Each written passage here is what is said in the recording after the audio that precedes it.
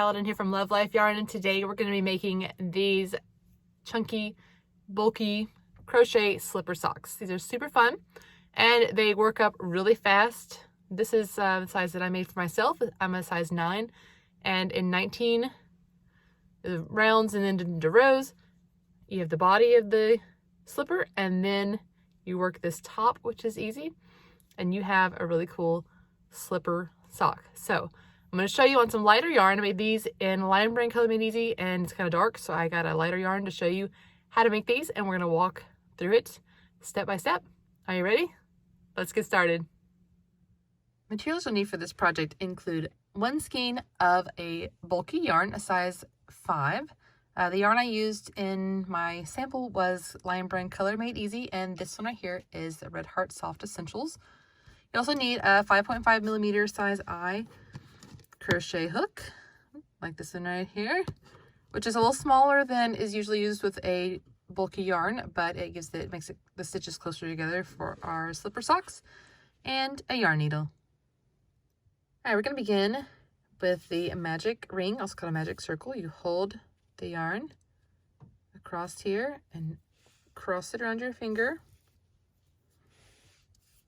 and then lift your first strand, get the hook underneath it, and pull up the second strand that's connected to your ball of yarn.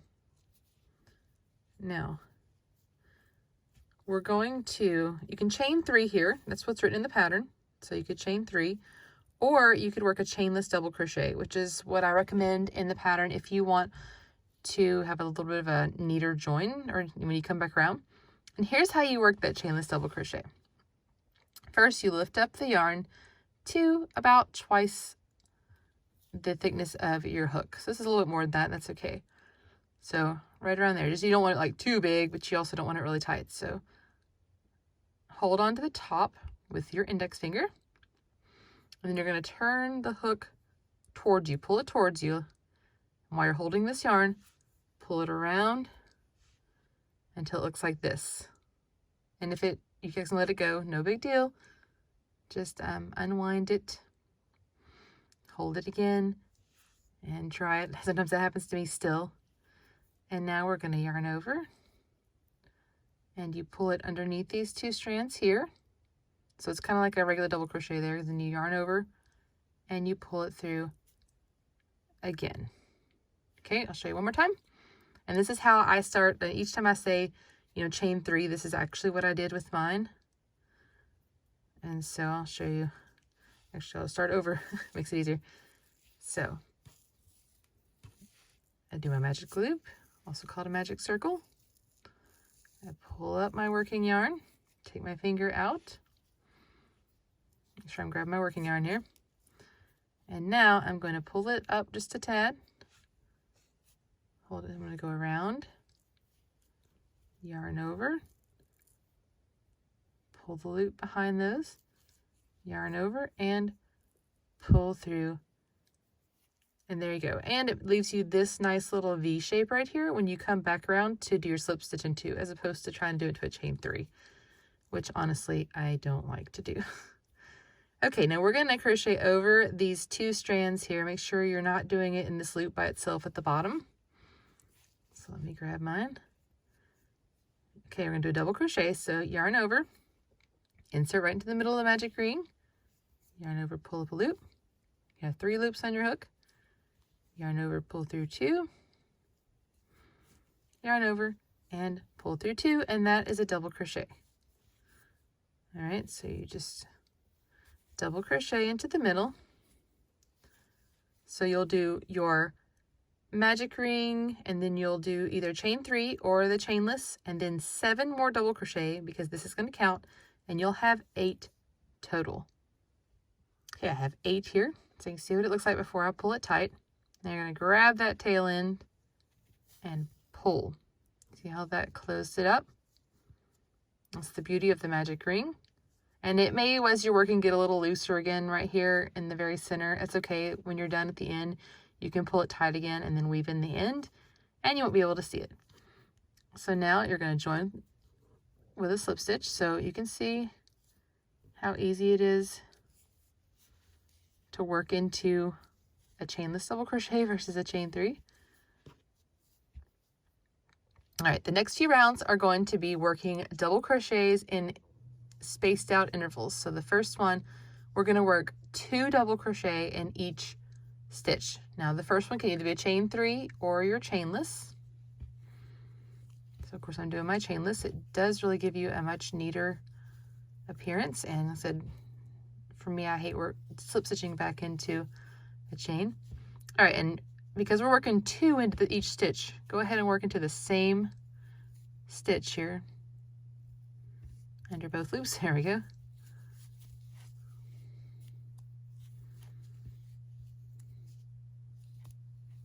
Okay, so you'll work 2 in each stitch around, and you'll keep increasing. So please refer to the written pattern on this. The next round will be you work just this 1 double crochet and then 2 into the next stitch, and then 1 and then 2, and it keeps getting larger. So check the written pattern. There's a link below this video for how big your size needs to be, and then you'll just work even with 1 double crochet in each round until you get to a certain round. So make sure you check the written pattern. This is just the basic technique for how to do it. And then I'll show you how to work in the rows. And the really tricky part, kind of some people have trouble with, is the top of it. So I'll show you that. Go ahead and get all your rounds done via the written pattern, and then we'll come back together. All right, so here's what I've done so far on mine. The size that I'm making has 12 rounds, and you can slightly see my join here, but it's much neater than a chain 3. So there's my front of my slipper. Okay, and we're going to work now from this point on. Depending on, my size was 12. You may have 1 row fewer or less than that. And we're going to work in rows. So this is super easy. And everyone will work 16 single crochet around here because that leaves more or fewer open depending on your size. So for me, I have 24 stitches. And if I work across 16, I have 8 in the front. And so if you're making the smaller size, you have less. It makes it a little more narrow for a narrower foot. And if you have a larger foot, it has a little bit more. So it's just the same thing. Here, you'll still work your same, either if you're working the chain 3 or your chainless.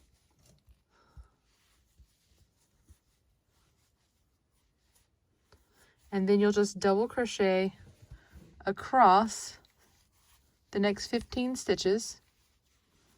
And instead of, joining and everything, we'll leave these front ones open.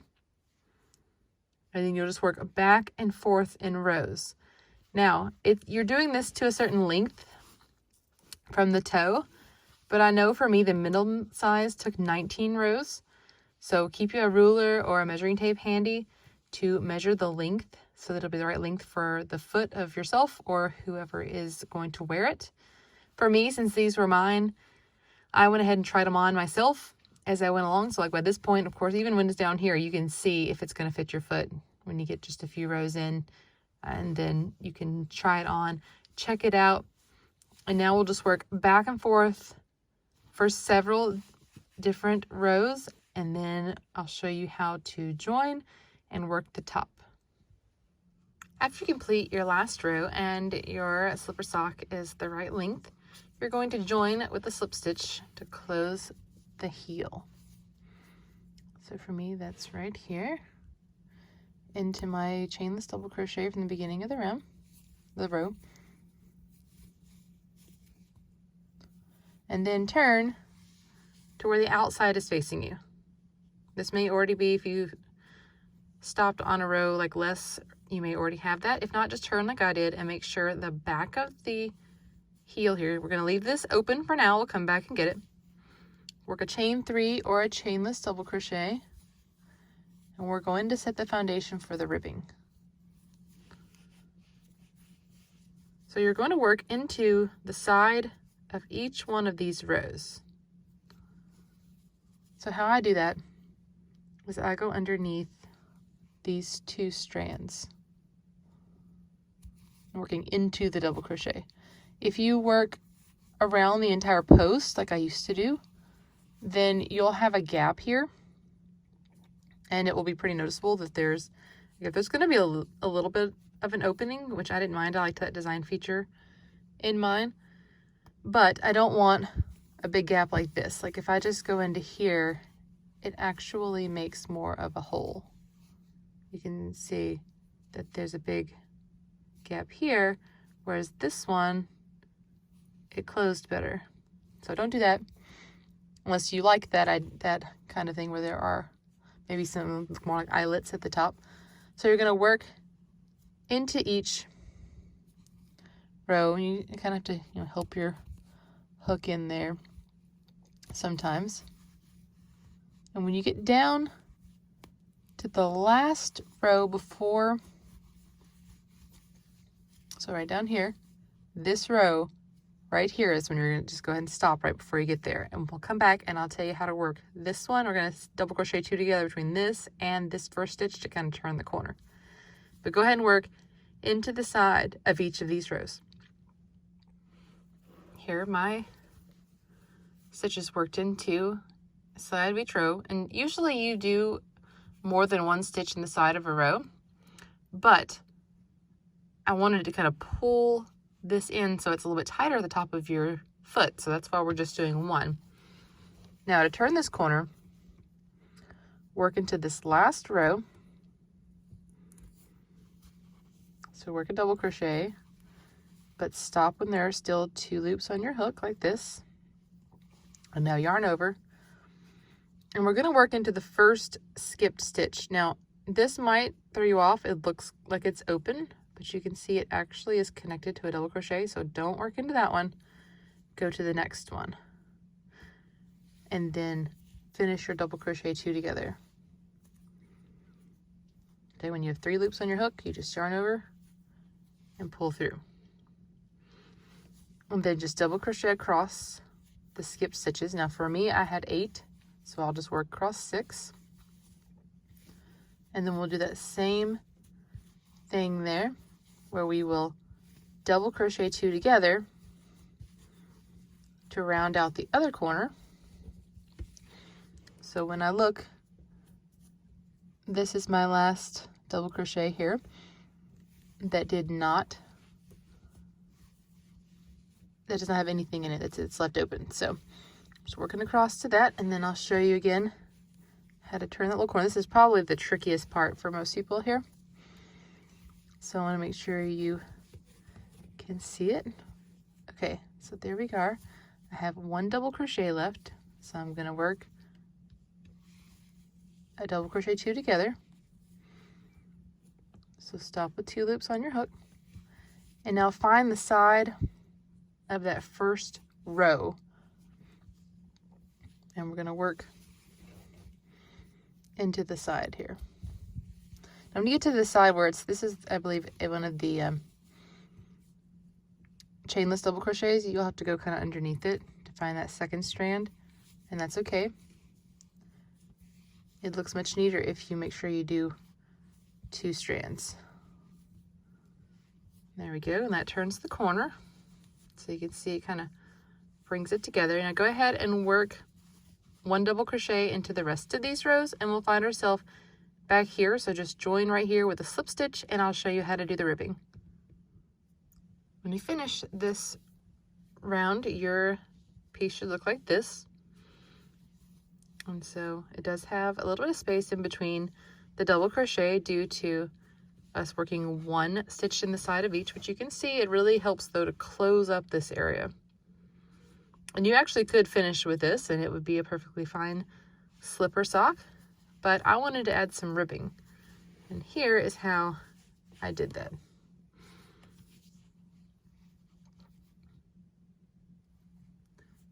Chain 5.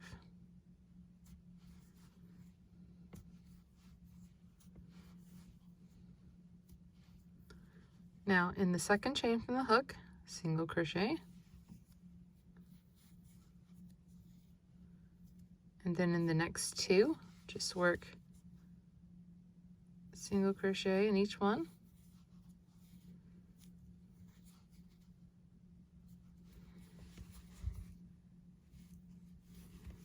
And now you have 1 chain left we're going to work this chain, single crochet 2 together into, and also from 1 stitch into the body. So pull up a loop here, your last chain, and then we're going to skip the one that we've joined, go to the next one, and finish our single crochet 2 together. Slip stitch in the next stitch, which counts as our chain 1. We're not going to actually chain, so turn, and that counts. So when you look at it, you can see mine's not cooperating. 1, 2, 3. 1, 2, 3, 4, and this is your slip stitch. So don't slip stitch into, don't crochet into that. So skip this where we slip stitch there, and then back loop only. You're going to single crochet 4.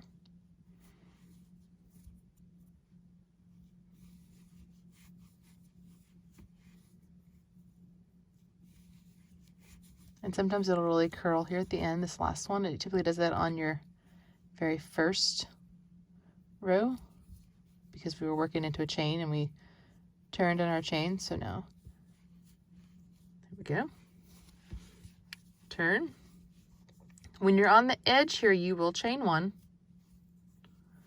Single crochet back loop only into the first 3.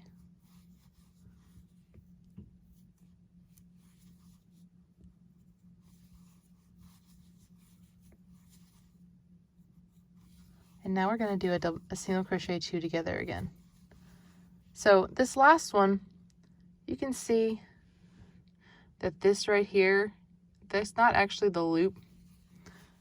You have to move it out of the way to see your stitch. A lot of times I actually work into this. You can, if you want to, if you find it easier, you can just work into this, or you can move it aside and you can actually find the back loop. For me, I don't find that it makes a difference. And this is already right here, makes it easier for me, so I just work into that. So skip the one you slip stitched in, go to the next stitch, single crochet 2 together. Now slip stitch, which counts as our chain 1, and we're just going to repeat. So you'll single crochet back loop only 4 stitches, turn, chain 1, single crochet back loop only 3, and then single crochet 2 together into the back loop only of the last stitch, or that little piece I showed you, and the next stitch of the body. And this will work you all the way around. And when you get here, you just fasten off and you use your trusty yarn needle right here to sew up the seam. You start right here, and you just, this is already connected, but it's okay, you just go through it and then work all the way down and weave in your ends. And that will finish off your slipper sock. Thanks so much for watching. I hope you enjoy this free pattern. Come see us at love.life.yarn.com for more than 200 free patterns. Hope to see you there. Thanks for watching. I'll see you next time.